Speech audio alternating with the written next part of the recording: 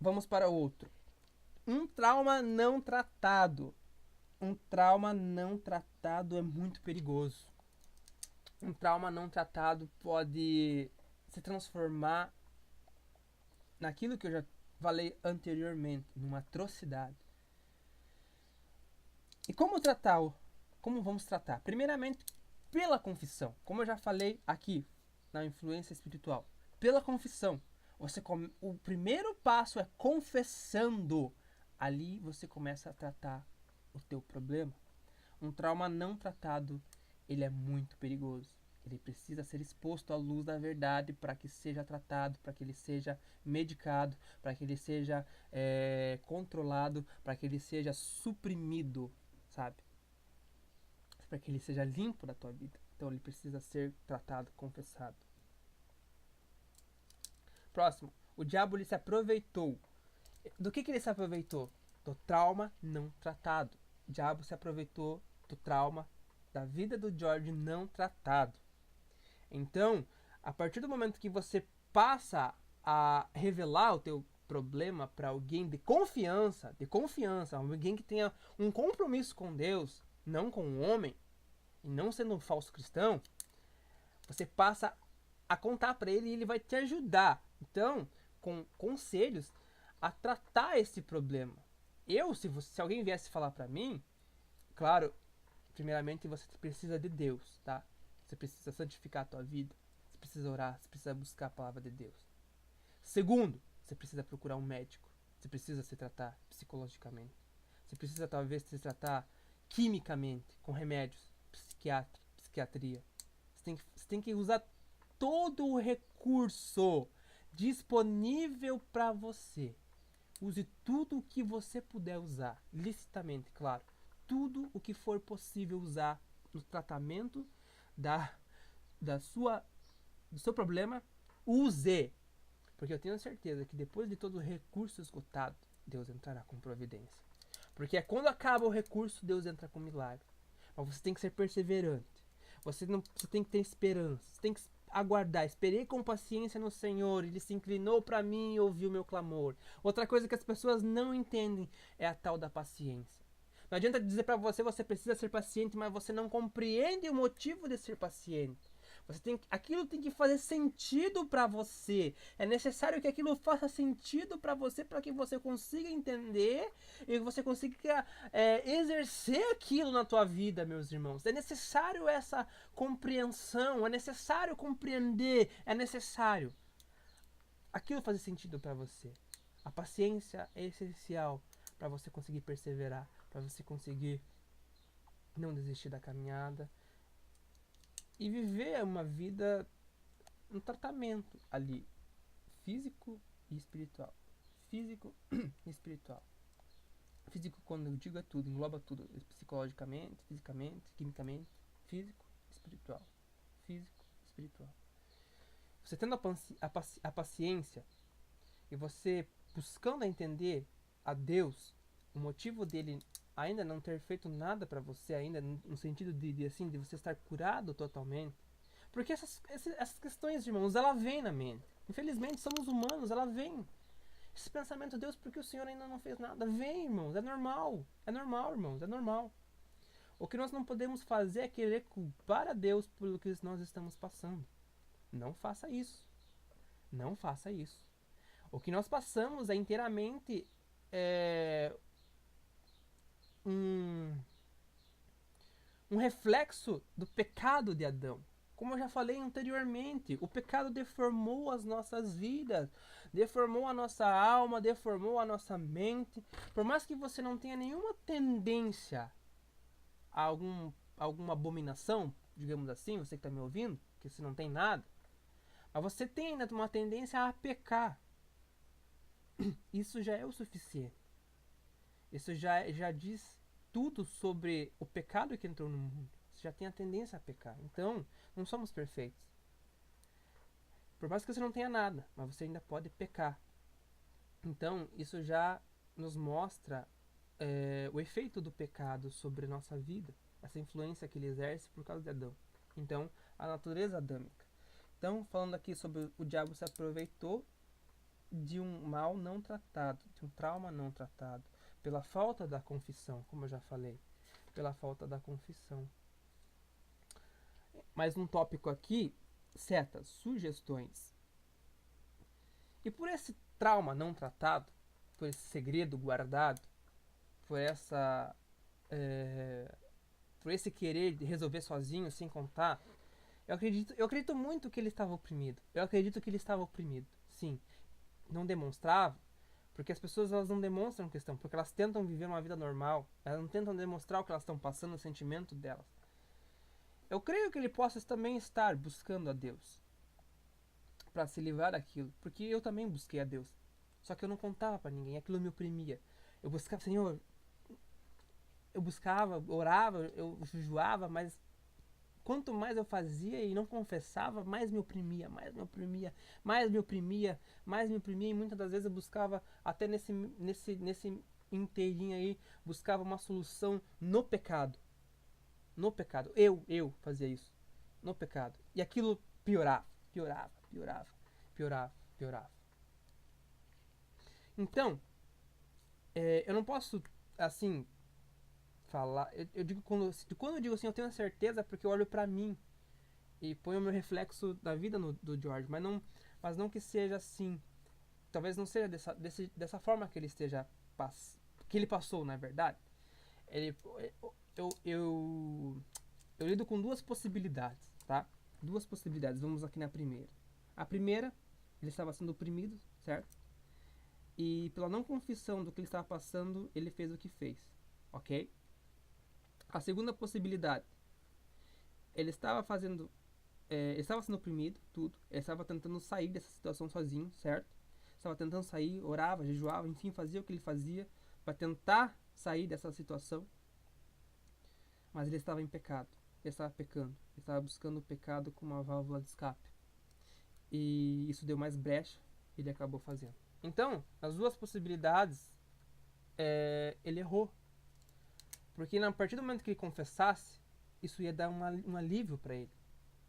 Ele poderia, a partir dali, tentar tratar aquilo e mudar a maneira de ser. E para finalizar aqui, a última, coloquei aqui, o último tópico é a falta de buscar a Deus e conversar com outras pessoas a respeito do assunto. Como eu já falei um pouco atrás, talvez ele buscava, mas a falta da confissão pode ter levado ele a fazer o que fez, porque talvez ele achou que poderia resolver sozinho, ou a segunda possibilidade, ele estava em pecado. Então, irmãos, eu acredito que seja isso. Uma coisa também que eu lembrei agora é que o batismo não vai purificar você de nada. Você aceitar a Deus não vai te purificar de nada. O que vai purificar a tua vida é você ter uma renúncia à tua vida de tudo, de todas as práticas ilícitas, de tudo, de tudo, de tudo, de tudo. Se pessoas assim, elas têm que se resguardar de fato 100%, 100%. Elas têm que se apegar de uma forma com Deus 100%, assim, de só dar atenção para Deus. Porque nada que ela busque fora de Deus vai resolver o problema dela. E é difícil, porque nós vivemos no mundo secular. Vivemos com coisas seculares à nossa volta, prazeres seculares, entretenimento secular.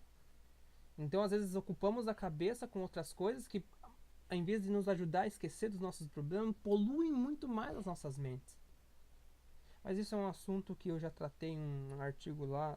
Eu preciso voltar a falar sobre isso de forma mais completa e de forma mais exata. Assim, vou tentar fazer, irmãos, uns tópicos, sabe? É que eu sou muito afobado, eu gosto de pegar, não, tô com vontade de fazer agora, vou fazer agora. Aí saiu essas coisas assim. Mas eu acredito que o Espírito Santo vai fazer vocês entender. Por mais que eu não tenha conseguido expressar da forma que acho satisfatório, mas eu acredito que o Espírito Santo sim vai fazer vocês entenderem o que eu queria explicar aqui, porque eu não acho que vai ser em vão isso aqui não. Enfim, como eu estava falando, O que vai te purificar é a busca de Deus todos os dias. O que vai te purificar é a santificação todos os dias. O que vai te purificar é a separação do pecado, é você parar de fazer o que você fazia antigamente. É você orar, é você jejuar, é você ler a palavra de Deus. Por mais que às vezes você sinta que aquilo não entra em você, porque você está machucado, porque você está traumatizado, porque quando nós estamos muito machucados, realmente a palavra de Deus parece que não entra em nós. Eu já ouvi isso, uma pessoa falando, afirmando isso. Eu já vi, por isso que eu estou falando sobre isso aqui, porque eu já ouvi uma pessoa falando. Quando estamos muito machucados, não conseguimos receber a graça de Deus, não conseguimos sentir aquilo que outras pessoas que estão com seus sentimentos todos em ordem conseguem sentir. Isso é uma verdade, talvez você não acredite nisso, mas precisamos estar sim com os nossos sentimentos em ordem. Precisamos sim estar com a nossa vida em ordem, assim, no sentido do sentimento em si, estar em tudo bonitinho, no lugarzinho ali, para que nós possamos sentir ao Senhor. Precisamos estar. Isso é algo que é uma realidade. Será que uma pessoa que tem problemas psicológicos, que tem estresse, um estresse pós-traumático, não sei, consegue sentir a presença de Deus? Estando com a sua mente totalmente voltada para um problema? Porque eu entendo assim que nós, quando estamos na presença de Deus, nós temos que nos doar de corpo, alma, espírito e de mente a Ele, abrir a nossa vida, esquecer realmente dos nossos problemas para dar espaço para o Espírito Santo agir em nossos corações, para que nós possamos sentir a presença de Deus. Muitas pessoas não sentem a presença de Deus, não é porque elas estão em pecado, mas porque elas estão tão feridas, que elas não conseguem, que elas não conseguem, que elas não conseguem sentir. E isso atrapalha a comunhão entre você e Deus nessa parte, assim, de você sentir aquela comunhão. Não que o teu estado de espírito é, atrapalhe você a tua salvação, por exemplo, né? O teu estado de espírito nunca vai atrapalhar a tua salvação, porque é um problema que você está passando. Você está passando uma luta. Até eu vi um comentário. Vejam o vídeo Depressão, eu acho que é o nome, do canal Dois Dedos e Teologia. Ele explica melhor isso que eu tô falando com você. Essa comunhão que você tem com Deus. Com Deus não necessita de que você esteja com todos os seus sentimentos em ordem. Essa comunhão de Deus estar feliz com você ou triste. Não, hoje Deus está triste comigo porque eu estou triste. Não, não é isso. Mas você sentir a graça realmente de Deus na tua vida, você sentir o mover do Espírito Santo, necessita que você esteja realmente com os teus sentimentos em ordem. Isso eu digo por mim porque eu sofri muita coisa, eu sofri um trauma por várias escolhas mal feitas na minha vida. Isso atrapalhou muito a minha vida espiritual, ainda atrapalha. Eu posso dizer por mim. Talvez você até esteja desse jeito, mas você sinta, certo? Não estou dizendo que é uma regra, tá? Só dizendo assim que eu acredito que possa ser uma maioria, tá bom? Porque eu ouvi o Rodrigo falar isso pra mim, ele me falou que é necessário. Eu acredito que ele teve uma revelação, acredito que ele entendeu isso também. E, é, e pode ser, eu não digo que seja uma regra, irmãos, mas pode acontecer sim, tá? Pode acontecer com algumas pessoas. Mas é isso, tá? Então entenda que não é porque você vai ser batizado, que você aceitou Jesus, que você vai ser purificado do que você está passando. Eu acreditei nisso. Eu tive que buscar a Deus muito, mesmo dentro da igreja, já batizado, já em comunhão, lá com a igreja, participante da ceia. Tive que buscar. Eu também me perguntava, meu Deus, mas eu te sirvo, por que isso está acontecendo? Aí eu fui entender que não é batismo que te purifica, não é você aceitar Deus que te purifica. É o próprio Deus, sim, mas através de um tratamento e através da tua perseverança e através de você renunciar a tua, como eu posso dizer assim, assim, renunciar ao que vão dizer de você, aqueles sentimentos de que você quer esconder, de que ninguém. Para não se sentir humilhado. Ser mais humilde, reconhecer que você está passando por isso, reconhecer que você tem um problema na tua vida e que os comentários das pessoas não podem influenciar na tua vida com Deus ou na tua vida eclesiástica na igreja, né? É, então isso tem que ter uma renúncia, porque a partir do momento que você confessa, muitas das vezes isso vaza, sabe? Por isso que eu falei um pouco lá atrás, tem que saber para quem fala, sabe? De uma forma ou de outra, alguém vai saber. Ou vai, só o teu pastor vai saber, outras pessoas também vão fazer pra te ajudar. Enfim, claro que isso traz uma vergonha, mas você tem que renunciar a isso. Porque você precisa contar, tá? Então, eu acredito muito assim.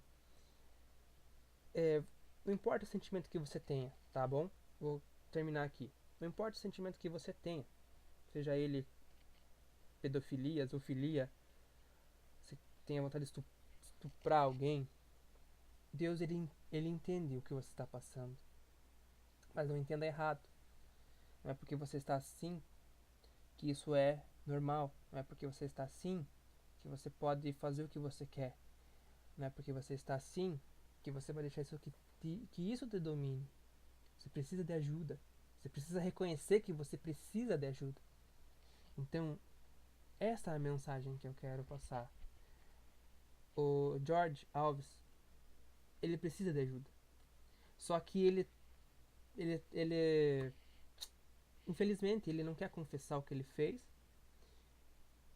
Ele podia confessar, olha, eu fiz isso e eu gostaria de ajuda. Eu reconheço, só que agora é meio que tarde, sabe? Pra ele. Ele podia ter pensado nisso antes, sabe? Então, a minha mensagem é que você não chegue a esse ponto. Que você não esteja numa CPI, que você não esteja num banco de um réu. Você não precisa disso. É como eu falei em todo esse vídeo, talvez mais de 1 hora, não sei. É apenas você precisa confessar. Confesse os teus pecados. Confesse que você precisa de ajuda. Confesse que você está doente. Vai ser difícil no começo, as pessoas não vão confiar em você. Infelizmente, esse é o preço que você vai ter que pagar para que uma coisa pior não aconteça mais para frente. E aceite, aceite. Reconheça o estado de rejeição que você vai ter. Reconheça, reconheça.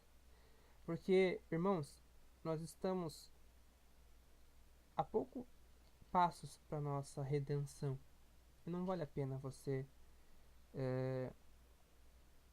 dar vazão ao teu impulso, a sentir vergonha porque não quer contar, porque a necessidade de contar. Não vale a pena. Vale a pena nós nos humilharmos na presença de Deus e talvez da congregação e receber ajuda. Claro que você vai buscar ajuda, eles têm que te ajudar, os pastores têm que ajudar você, os irmãos têm que te ajudar. É mais que a nossa obrigação. Só que você também tem que fazer a tua parte. Você tem que procurar um médico, você tem que ver a tua condição, como que você tá, um psiquiatra, você vai precisar de remédio ou não. Enfim, é essa a mensagem que eu quero. Você tem opção. É isso que eu estou dizendo para vocês. Vocês têm opção. Vocês têm opção. Não deixe que isso consuma a vida de vocês. Não permita que isso chegue a um ponto de vocês fazerem o que o Jorge fez ou que outras pessoas que passam por isso fazem. Se sofreram um trauma, vocês foram abusados também, ou por influência mesmo maligna, não sei, pode acontecer. São vários fatores, irmão, são vários fatores.